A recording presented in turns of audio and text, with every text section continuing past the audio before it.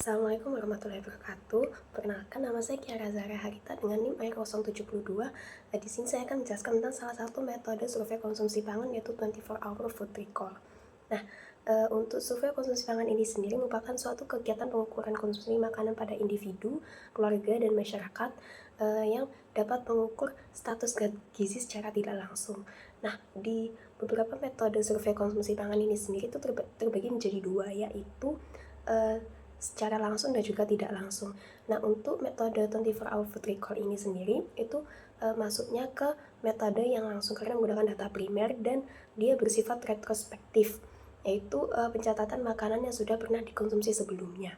Selanjutnya, apa sih itu metode 24 Hour Food Recall? 24 Hour Food Recall ini adalah metode survei konsumsi pangan di mana responden diminta untuk mengingat dan melaporkan semua makanan, masakan, atau minuman yang sudah dikonsumsi selama 24 jam terakhir. Tujuannya ini sama seperti survei konsumsi pangan pada umumnya, yaitu di metode 24 Hour Food Recall ini kita harus mencari actual intake atau kebiasaan makan sebenarnya, sehingga biasanya metode ini tuh dilakukan lebih dari satu kali untuk mendapatkan usual intake-nya.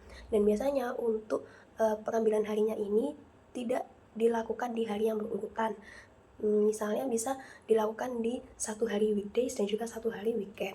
Nah, untuk langkah-langkah dalam wawancaranya ini, yaitu yang pertama ada quick list, di mana itu membuat daftar tentang makanan, masakan, atau minuman apa saja yang sudah dikonsumsi oleh responden, lalu dilakukan review secara singkat, dan kita menanyakan waktu makannya. Setelah itu beserta detail makanan, masakan, minumannya seperti berat, proses pengolahan, dan juga merek apabila yang dikonsumsi merupakan suatu produk. Dan setelah itu kita harus segera memastikan untuk melakukan review akhir untuk memastikan semuanya itu sudah sesuai dengan apa yang dikonsumsi oleh responden. Nah, selanjutnya ini adalah contoh kuesioner 24 Hour Food Recall, di mana dalam kuesioner ini kita harus mengetahui identitas responden dan juga apa yang dikonsumsi oleh responden tersebut. Untuk bahan makanan sendiri ini perlu di breakdown pada setiap jenis masakan, misalnya rendang. Nah, selain itu, ukuran rumah tangga yang digunakan ini juga harus diperhatikan karena tiap daerah memiliki persepsi yang berbeda-beda. Nah, untuk asupan dari produk bermerek ini perlu dijelaskan dengan detail, misalnya konsumsi di kemasan produk sekian gram, karena itu akan mempengaruhi tabel gizinya. Selanjutnya, media yang bisa digunakan untuk membantu pengambilan data di metode ini yaitu ada food photographs atau buku foto makanan dan food models atau replika makanan. Nah, ini digunakan untuk membantu responden agar bisa mengestimasi atau memastikan berat atau besar porsi yang dikonsumsi. Nah, semakin kompleks menu makanannya, maka akan makin sulit untuk mendeteksi komponen bahan-bahan makanannya. Data yang diperlukan ini sudah didapatkan semua, nantinya akan dihitung asupan zat gizinya tiap bahan makanan itu untuk mengetahui kecukupan asupan zat gizi dari si responden. Nah, ini bisa didasarkan pada Nutrisurvey atau Tabel Komposisi Pangan Indonesia atau TKPI dari Kemenkes. Namun, apabila tidak tersedia juga bisa mengambil sumber dari negara lain. Nah, namun zat gizi yang dihitung ini merupakan zat gizi dengan berat bersih atau bagian dari bahan makanan yang bisa dimakan atau persen BDD. Nah, perhitungannya ini biasanya per 100 gram yang dipengaruhi oleh beberapa faktor konversi, yaitu ada yield factor, retention factor untuk konversi mentah ke matang, lalu ada pengaruh kadar minyak, gula, garam, dan juga ada faktor density untuk minuman. Selanjutnya, kelebihan dari metode 24 Hour Food Recall ini yaitu dia mudah, murah, dan juga cepat untuk dilakukan, dan juga dapat memberikan gambaran objektif kepada bahan makanan yang dikonsumsi oleh responden.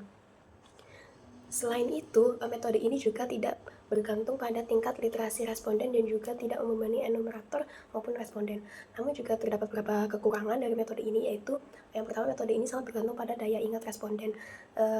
Sehingga untuk responden yang usia di bawah 8 tahun ataupun lansia ini tidak cocok untuk menggunakan metode ini dan perlu digantikan oleh pengasuhnya atau orang tua. Nah, selain itu, kekurangan dari metode ini juga ada kecenderungan untuk flat slope syndrome, di mana responden cenderung untuk mengurangi atau melebihkan sesuatu agar hasil dari pengukurannya itu terlihat baik. Dan setelah itu untuk kekurangannya, di mana metode ini sangat bergantung pada keterampilan enumerator untuk memastikan berat porsi yang dikonsumsi oleh si responden. Untuk kemungkinan bias dari metode ini sendiri, yaitu yang pertama, tidak diketahui jelas variasi makanan responden jika tidak ada usual intake. Oleh karena itu, untuk mencegahannya, metode ini biasanya dilakukan minimal 2 kali. Lalu ada ketidakjujuran responden, di mana hal ini bisa dicegah dengan edukasi dan pembawaan yang terbuka, dan enumerator tidak boleh bersifat judgement agar responden bisa lebih jujur.